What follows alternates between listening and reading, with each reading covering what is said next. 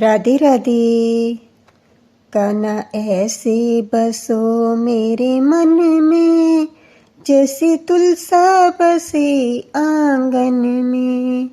कान्हा ऐसे बसो मेरे मन में, जैसे तुलसा बसे आंगन में। जैसे फूलों में खुशबू है बसती, पर हमको नजर नहीं आती।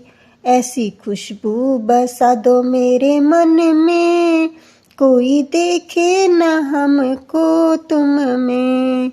ऐसी खुशबू बसा दो मेरे मन में, कोई देखे न तुमको हम में।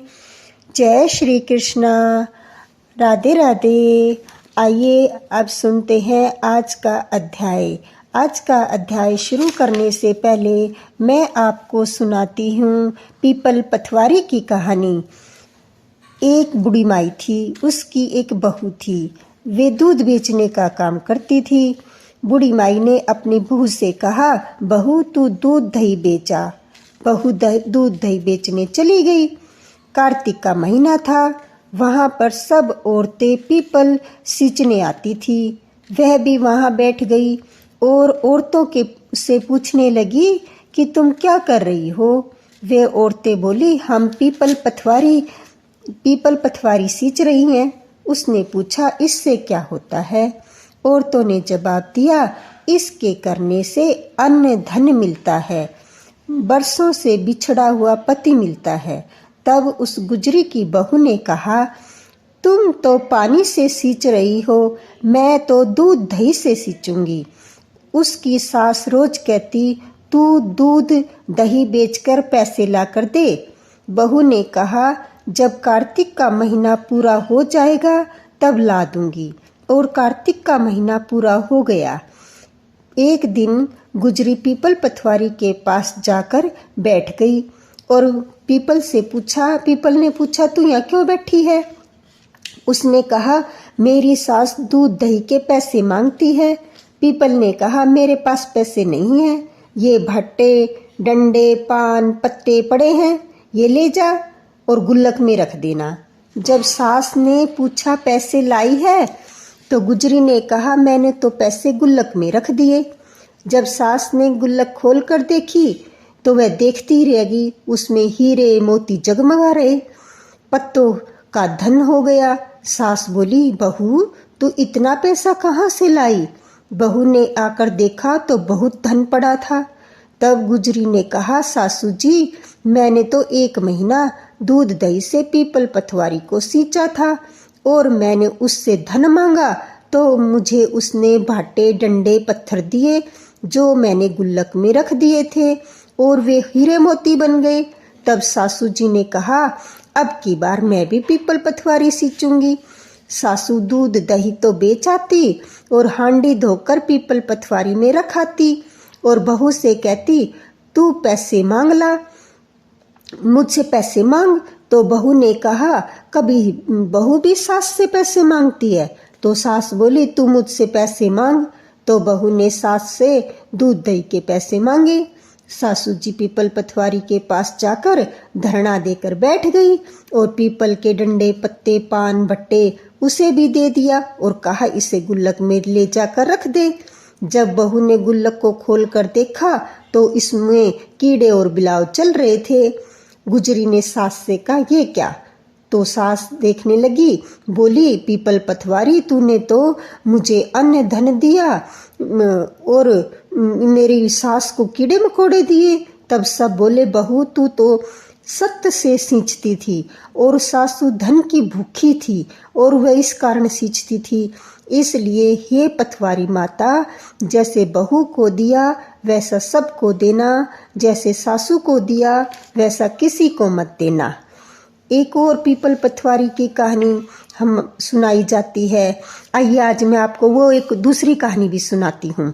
एक बुढ़िया थी, उसके 4 बेटे थे और 4 भैंसें थी।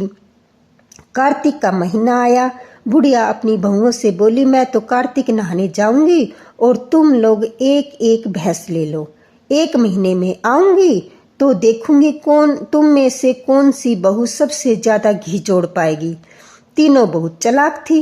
छोटी बहू को ना तो दूध बिलोना आता था, ना घी निकालना आता था।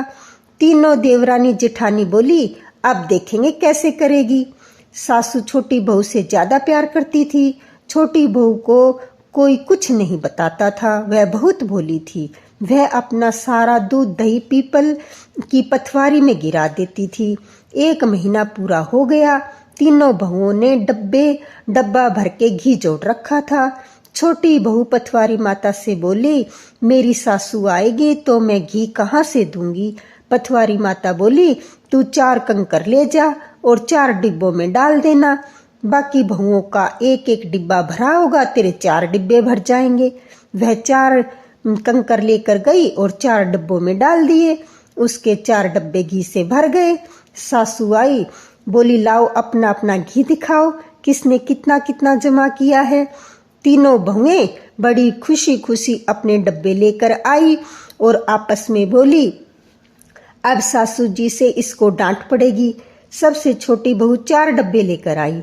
बाकी तीनों बोली, इसने तो कभी जमाया नहीं, बिलोया नहीं, इतना घी कहाँ से लाई, इसके पति ने ला कर दिया होगा।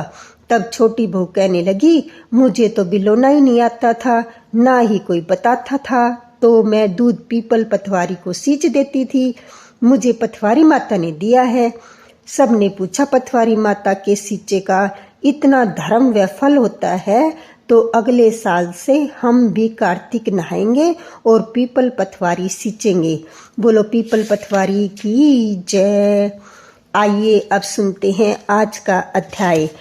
पिछले अध्याय में हमने जाना कि किस तरह से कार्तिक मास में अब तक की कथाओं को भक्ति पूर्वक सुनने के बाद राजा पृथु ने देव ऋषि नारद जी से कहा कि देव ऋषि, आप सर्वज्ञाता हैं और मैं अज्ञानी हूँ।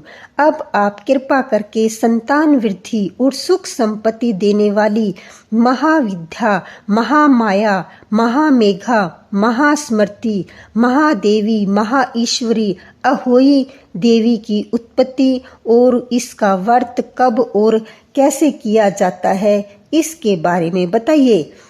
राजा ने तब होई देवी कैसे उत्पन्न हुई। तब नारद जी कहने लगे कि एक समय कलयुग में बड़ा भारी दुर्भिक्ष पड़ा और महामारी से बहुत सी अकाल मृत्यु हुई। तब सब लोग एकत्रित होकर उस विपत्ति के निवारण का उपाय सोचने लगे। अंत में निश्चय कर कार्तिक कृष्णा सप्तमी को सबने व्रत रखा। व्रत करते समय सायंकाल चामुंडा देवी हाथ में मुंड लिए प्रकट हुई और कहने लगी कि हम रुद्र सहित विहार करने के लिए यहाँ पर आए हैं, परंतु सारे संसार में पाप छाया हुआ है। ब्राह्मण, वेदहीन, क्षत्रिय, असामर्थ्य और वैश्य और शूद्र धर्म रहित हो गए हैं।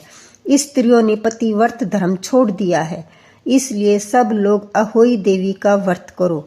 कार्तिक कृष्णा सप्तमी और अष्टमी को बाल, वृद्ध और रोगियों को छोड़कर सबको यह व्रत करना चाहिए। सारे दिन भोजन न करके सायंकाल अहोई देवी, जो कि मेरा ही नाम है, पूजन करना चाहिए। अपने मकान को गोबर और मिट्टी से लीपें। दीवारों पर 4 रंगों काला, पीला, हरा और लाल से मेरी मूर्ति बनाएं। अच्छे सुंदर पकवान बनाकर मेरी पूजा करें। तभी एक स्त्री कहने लगी कि हे माता, हम नीच लोगों का क्या कर्तव्य है, हमें भी बताएं। तब देवी ने कहा कि तुम लोग मेरे भक्त हो, सो तुम लोग मेरा पूजन करके मेरी संतान को पूजोगे तो उसका पूजा सफल होगी, अन्यथा नहीं। मेरी पूजा के बाद कुम्हारिन और मालिन की पूजा होगी। ऐसा के कहकर देवी अंतर्ध्यान हो गई। नारद जी कहने लगे कि हे राजन, इस प्रकार देवी के कथनानुसार सबने व्रत और पूजन किया तो सबके संकट दूर हो गए और सारा संसार सुखी हो गया। राजा पृथु ने श्री नारद जी से पूछा कि हे मुनि, कार्तिक मास तथा एकादशी तिथि सबसे उत्तम क्यों मानी गई है। तब नारद जी कहने लगे कि हे राजन, जो प्रश्न तुमने आज मुझसे पूछा पूछा है वही प्रश्न एक समय श्री सत्यभामा जी ने किया था, और जो उत्तर श्री कृष्ण जी ने सत्यभामा को दिया वही मैं तुमसे कहता हूँ। एक समय श्री सत्यभामा जी श्री कृष्ण से पूछा कि भगवान, जब सभी मास और तिथियां बराबर हैं तब उनमें से कार्तिक मास व एकादशी तिथि उत्तम क्यों मानी गई है? तब श्री कृष्ण जी ने कहा कि हे प्रिय, समुद्र का पुत्र शंख नाम वाला एक दैत्य था। वह दैत्य इतना बलवान था कि उसने इंद्र आदि देवताओं को स्वर्ग से निकालकर उसका स्थान स्वयं ले लिया। सब लोग डर के मारे अपने अपने बाल बच्चों सहित पर्वतों की गुफाओं में चले गए। तब उस दैत्य ने सोचा कि मैंने देवताओं का स्थान तो ले लिया, लेकिन वे जीते नहीं गए। सो ऐसा प्रतीत होता है देवता वेद मंत्रों से ही बलवान हैं, इसलिए मंत्रों सहित वेदों को हर लाऊं। तब उसने ऐसा विचार किया तो वेद डर के मारे समुद्र में चले गए। तब ब्रह्मादिक सब देवता संसार को वेदहीन समझकर भगवान विष्णु की शरण में गए और उन्हें जगाने के लिए गीत वाद्य आदि क्रियाएं की। भगवान के जागने पर आह्वान, आसन, पाद्य, अर्घ, आचमन, स्नान, वस्त्र, यज्ञोपवीत, चंदन, पुष्प, धूप, दीप, नैवेद्य, पान, प्रदक्षिणा और नमस्कार, इन सब सामग्रियों से भगवान का पूजन किया। तब भगवान प्रसन्न होकर देवताओं से कहने लगे कि हे देवताओं, हम तुमसे अति प्रसन्न हैं, अतः शंख आदि दैत्यों को मारकर चारों वेदों को ले आएंगे। परंतु आज से वेद बीज मंत्रों सहित कार्तिक मास में जल में रहेंगे, और कार्तिक मास में जो कोई जल में स्नान करेगा उसको यज्ञ के अनंत फल के समान फल मिलेगा और उसके समस्त विघ्न दूर हो जाएंगे। आप लोगों ने क्योंकि एकादशी के दिन हमको जगाया है, अतएव सब तिथियों में एकादशी अधिक मान्य होगी। कार्तिक तथा एकादशी के व्रत हमको अति प्रिय हैं। नारद जी कहते हैं, हे राजन, इतना कहकर भगवान मछली का रूप धारण कर विंध्याचल में निवास करने वाले कश्यप ऋषि जी की उंजली में आ गए। कश्यप जी ने उनको कमंडल में डाल दिया। जब कमंडल भर गया तो मत्स्य रूप होकर भगवान कहने लगे कि हमको कोई बड़ा स्थान दो।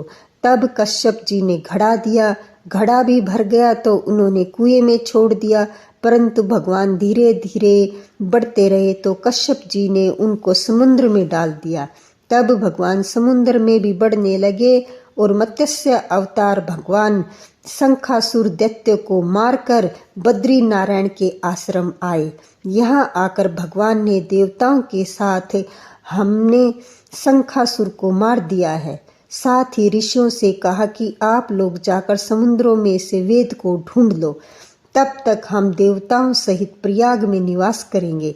तब ऋषियों ने 6 वेदों के 6 अंगों छंद, व्याकरण, कोश, वैदिक, ज्योतिष और स्मृति सहित तपोबल द्वारा समुद्र में से ढूंढ निकाला। जिस वेद का जो भाग ऋषि को मिला, तब से वह भाग उसी ऋषि का माना गया। फिर सब ऋषि इकट्ठे होकर देवताओं के पास गए। तत्पश्चात वेदातिक देवताओं ने, ब्रह्मादिक देवताओं ने यहाँ पर अश्वमेघ यज्ञ किया। तब प्रयागराज तीर्थ कहाँ जाने लगा। यहाँ पर स्नान, दान, यज्ञ आदि से अनेक जन्मों के पाप नष्ट हो जाते हैं और वे मोक्ष के अधिकारी बन जाते हैं, इसमें तनिक भी संदेह नहीं। इसके आगे का वृत्तांत हम अगले अध्याय में सुनेंगे। जय श्री कृष्णा। अब सुनते हैं तुलसी चालीसा। श्री तुलसी महारानी करो विनय सिरनाय, जो मम हो संकट विकट दीजे मात न साय। नमो नमो तुलसी महारानी, महिमा अमित न जाए बखानी। दियो विष्णु तुमको सम्माना, जग में छायो सुयस महाना। विष्णु प्रिया जय जयति भवानी, तिहु लोक की हो सुख खानी। भगवत पूजा करे जो कोई, बिना तुम्हारे सफल न होई। जिस घर तव नहीं होए निवासा, उस पर करे विष्णु नहीं वासा। करे सदा जो तव नित सुमिरन, ते के काज होए सब पूरन। कार्तिक मास महात्म तुम्हारा, ताको जानत सब संसारा। तव पूजन जो करे कुआरी, पावे सुंदर वर सुकुमारी। करे जो पूजा नित प्रति नारी, सुख संपत्ति से होए सुखारी। वृद्धा नारी जो पूजे, मिले भक्ति हुए पुलकित मन। श्रद्धा से पूजे जो कोई, भवनिधि से तर जावे सोई। कथा भागवत यज्ञ करावे, तुम बिन नहीं सफलता पावे। छायो तब परताप जग भारी, ध्यावत तुम्ही सकल चितधारी। तुम्ही मात यंत्र तंत्र में, सकल काज सिद्ध होए क्षण में। औषधि रूप आप हो माता, सब जग में तव यश विख्याता। देव ऋषि मुनि ओ तपधारी, करत सदा तव जय जयकारी। वेद पुराणन तव यश गाया, महिमा अगम पार नहीं पाया। नमो नमो जय जय सुख करनी, नमो नमो जय दुख निवारिणी। नमो नमो सुख संपत्ति देनी, नमो नमो अष्ट काटन छेनी। नमो नमो भक्तन दुख हरनी, नमो नमो दुष्टन मद छरनी। नमो नमो भव पार उतारनी, नमो नमो परलोक सुधारनी। नमो नमो निज भक्त उबारनी, नमो नमो जन काज सवारनी। नमो नमो जय कुमति निवास नासवनी, नमो नमो जय सुमति बढ़ावनी। नमो नमो जय जन अपनावनी, नमो नमो सब सुख उपजावनी। जयति जयति जय तुलसी माई, ध्याऊं तुमको शीश नवाई। निज जन जानि मोहि अपनाओ, बिगड़े कारज आप बनाओ। करूँ विनय मैं मात तुम्हारी, पूर्ण आशा करूँ हमारी। शरण चरण कर जोरी मनाऊं, निश दिन ते ही गुण गाऊं। करूँ मात अब मोह पर दया, निर्मल होए सकल समकाया। मांगू मात ये वर दीजे, सकल मनोरथ पूर्ण कीजे। जानू नहीं कुछ नेम उचारा, क्षमू मात अपराध हमारा। 12 मास करे जो पूजा, तासम जग में और न दूजा। प्रथम ही गंगा जल मंगवावे, फिर सुंदर स्नान करावे। चंदन अक्षत पुष्प चढ़ावे, धूप दीप नैवेद्य लगावे। करे आचमन गंगा जल से, ध्यान करे निर्मल हृदय से। पाठ करे फिर चालीसा की, स्तुति करे मात तुलसी की। यह विधि पूजा करे हमेशा, ताके तन नहीं रहे कलेशा। करे मास कार्तिक का साधन, सोवे नित पवित्र मैयासन। करे कामना जो मन माही, सो सब निश्चय सिद्ध हुई जाई। है यह कथा महासुखदाई, पढ़े सुने सो भव तर जाई। यह श्री तुलसी चालीसा, पाठ करे जो कोई। गोविंद सो फल पाही, जो मन इच्छा होई। बोलो तुलसी माता की जय, विष्णु भगवान की जय, कृष्ण भगवान की जय। राधे राधे।